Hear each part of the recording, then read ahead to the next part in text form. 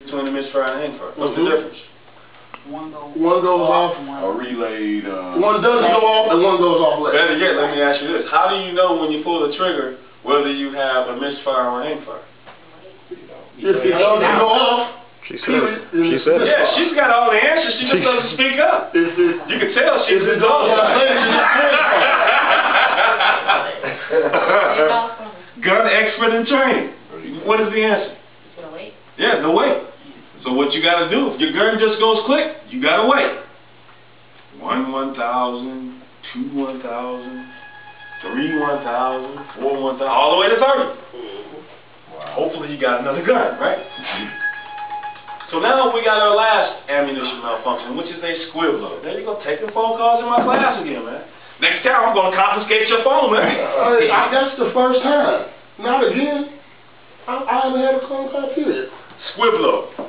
So, yes. So when you have that hangfire, what is the best standard precaution after that happening?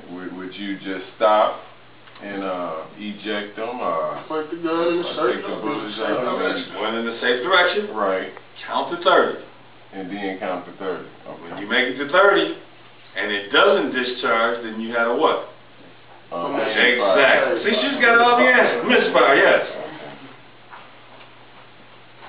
And then you can eject that load out. Right?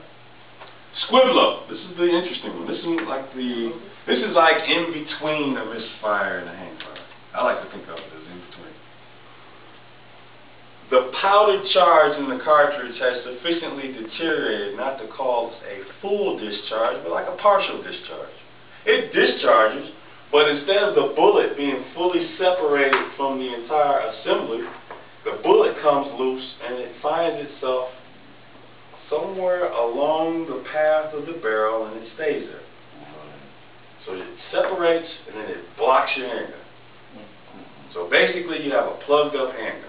And if you have a revolver, on your next trigger pull, your cylinder is going to rotate and position another cartridge for firing. If you have a semi-auto, that shell casing is going to pop out, if you're lucky, and another round will auto-load into the chamber. So you have a gun that's ready for firing, but it's blocked.